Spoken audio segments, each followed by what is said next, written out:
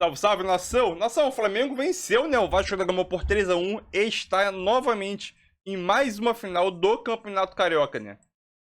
Vai enfrentar o Fluminense, o quarto Fla-Flu seguido no Rio, né? Então quem manda no Rio de Janeiro é Flamengo e Fluminense, a dupla Fla-Flu, né?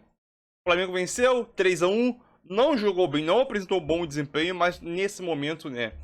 De querendo ou não, pressão em cima do Vitor Pereira e no elenco do Flamengo, o resultado é muito importante. O resultado vem em primeiro lugar, né?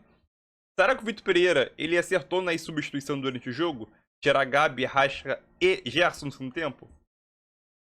Se a gente for olhar o jogo assim, acho que acertou sim, né? O Flamengo conseguiu, com o Matheus França que entrou bem, conseguiu fazer o segundo gol de pênalti, né? Que ele sofreu. E depois veio o terceiro gol, né? Então aquilo. Matheus França entrou bem. Pedro jogou muito. Ayrton nunca jogou demais também nesse jogo aí, né? E aquilo. O Flamengo não jogou bem, mas tem muito que evoluir, né? Principalmente no sistema defensivo que tá deixando a desejar. Davi Luiz, para mim já tem que ser banco já, porque tá difícil, hein? Então vamos embora com mais um vídeo. Vai deixando seu like e sua inscrição para ajudar esse canal, crédito ao canal da ESPN Brasil. Link na descrição como crédito e vamos embora para o vídeo. Deixa o like aí. Valeu. Né, grita burro pro Vitor Pereira. E aí é logo o Matheus França que entra nessa conta aí, que sofre o pênalti, e aí o Flamengo consegue o resultado. A torcida teve, claro, quem você conversou, você sentiu um momento da autocrítica de o Vitor Pereira acertou ou foi apesar do Vitor Pereira?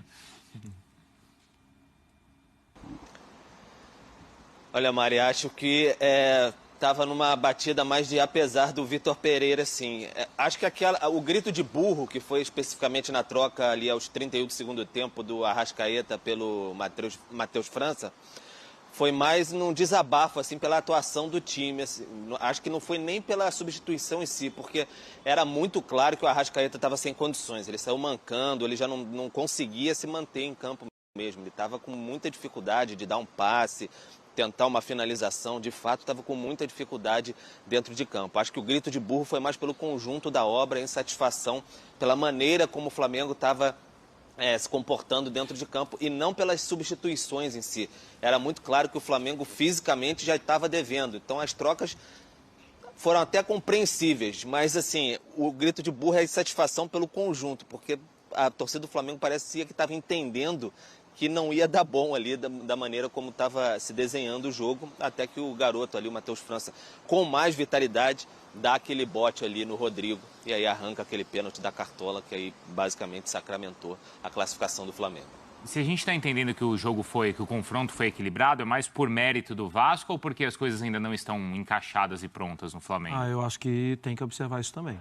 Eu, de novo, assim, eu entendo que o trabalho do Vitor Pereira, a gente ainda não está nem em abril, né? A gente está no dia 20 de março. Foi um trabalho cheio de esquinas complicadas. Sim. Porque ele teria que entregar título um atrás do outro, seriam 3 disputas pesadas e tal.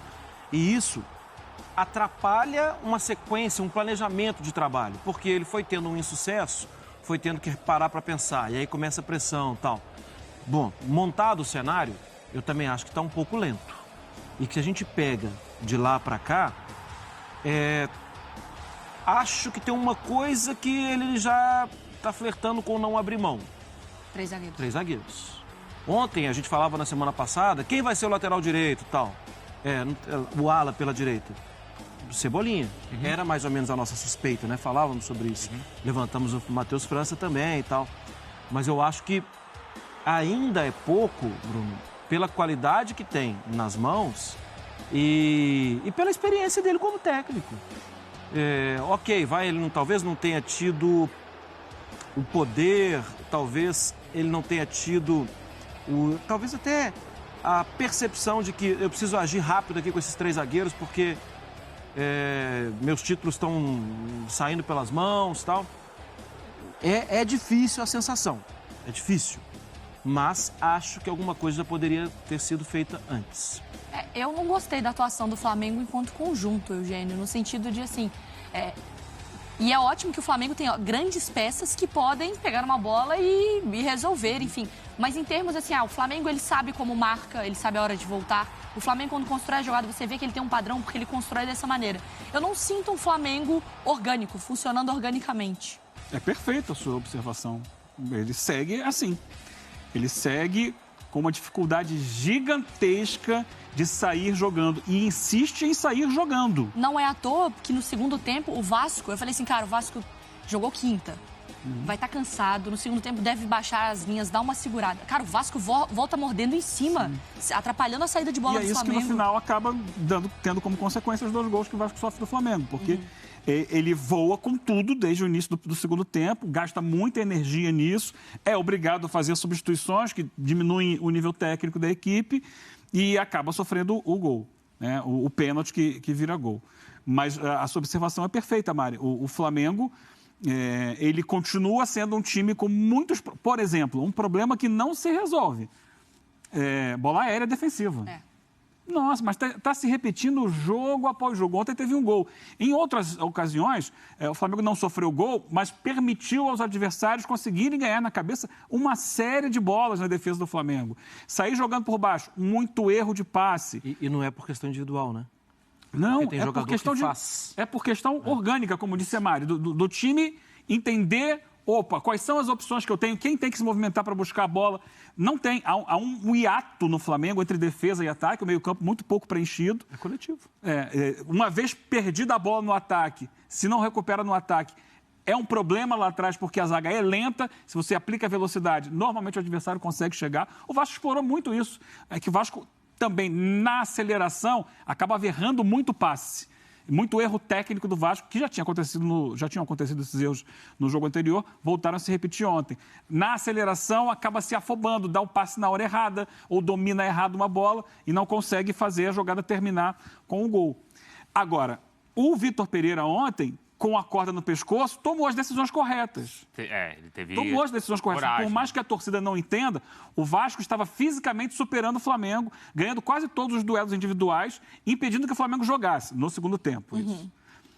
E ele percebe, eu estou perdendo o meio de campo. Então ele tira o Gabigol, ele faz outras substituições também, mas o mais importante em termos estruturais, ele tira um atacante Vidal, né? e coloca mais um jogador no meio de campo. Que passa a jogar com Vidal, Gerson e Everton Ribeiro no meio-campo. Porque ele tira o Rodrigo Caio e recua o Thiago Maia para ser um dos zagueiros. Então, ali, ele ganha volume de meio.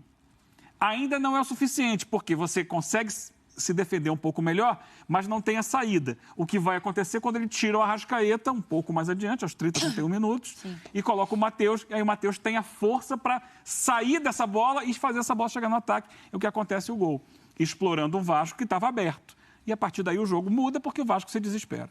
Até chamou a atenção, Pedro, uma tuitada ou uma sequência ali de análise que você fez, porque você acompanhou muito do Flamengo, né, recentemente nesses jogos decisivos e de perto aí. Você avaliou que dessas partidas decisivas ontem, apesar da boa vitória no placar, não foi a melhor atuação do Flamengo, é isso, Pedro?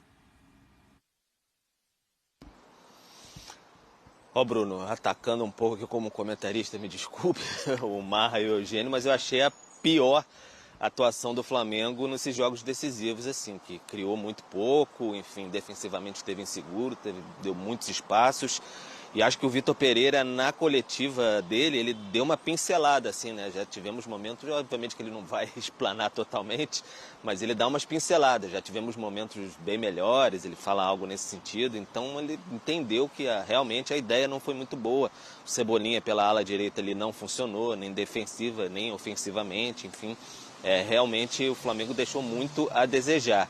Então foi uma situação complicada, porque tinha essa expectativa de uma semana de treinamentos aí, o time voltar melhor, enfim, mais inteiro do que o Vasco, e não apresentou esse resultado. Acho que isso ali que a gente falava da questão do grito de burro e tudo mais, foi a frustração da torcida que esperava uma evolução e aí não veio. O Flamengo, por exemplo, acho até que jogou melhor no Fla-Flu, que acabou sendo derrotado, bem melhor até consideravelmente no primeiro tempo, quando foi essa mudança que ele fez aí, do que ontem nessa atuação contra o Vasco. Vamos ver daqui para frente. Ele falou, não vai ser sempre com 3 zagueiros, mas ele está mantendo o pé firme com 3 zagueiros. Vamos ver se de repente para a final aí ele modifica alguma coisa. Ô Mari, acho que ontem foi um pouco do Vitor Pereira que a gente viu muito no Corinthians, que às vezes não escalava o melhor time, mas que conseguia enxergar o jogo e mudar as peças. Competir. Ali. E aí melhorava, né?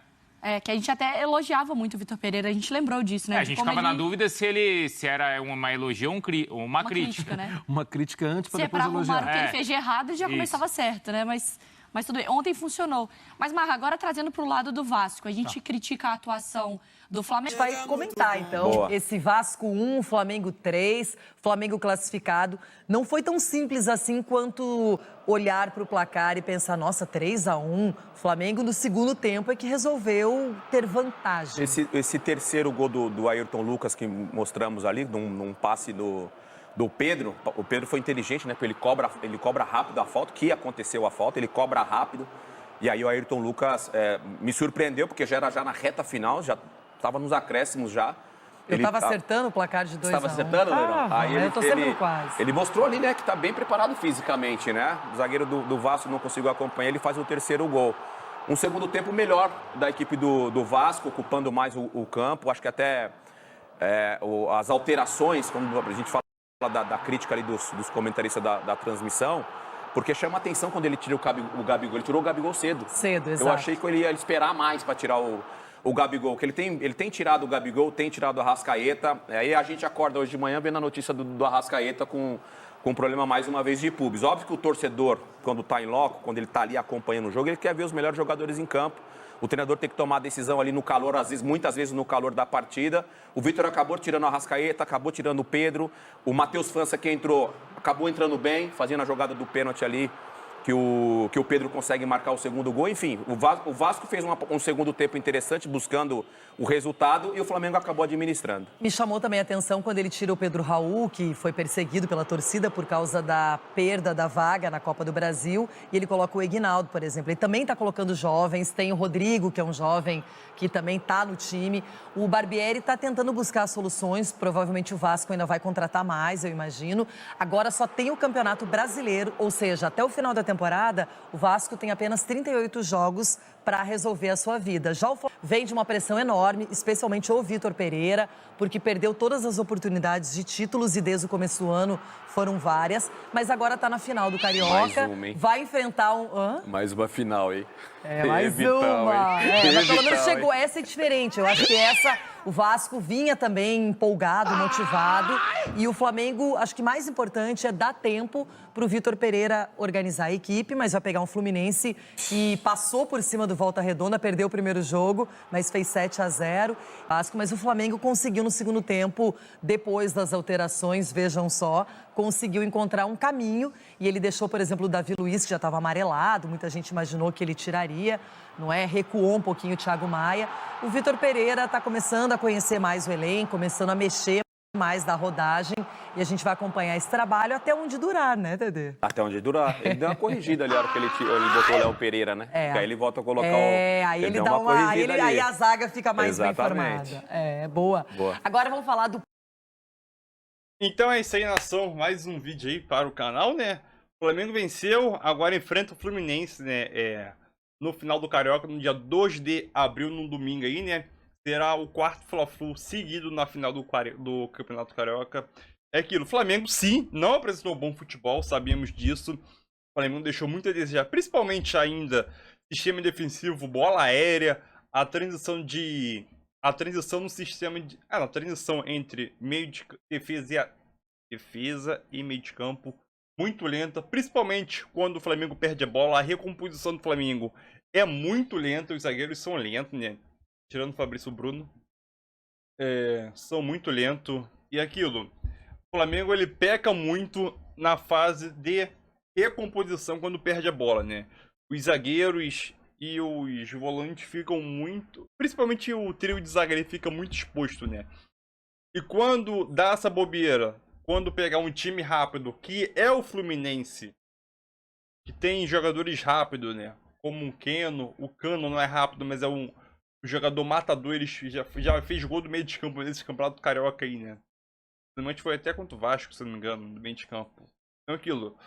Flamengo pegando o Fluminense com jogadores rápidos pelas pontas, pode ser problema para o Flamengo. Então, o Vitor Pereira vai ter aproximadamente 2 semanas de treinamento para poder dar uma cara a esse time, né? Talvez 2 semanas. Pode ser muita coisa ou pouco tempo. Pode ser muito tempo ou pouco tempo também, vai depender da interpretação de cada pessoa, mas é aquilo, a gente espera nessas 2 semanas que o Flamengo consiga evoluir, né?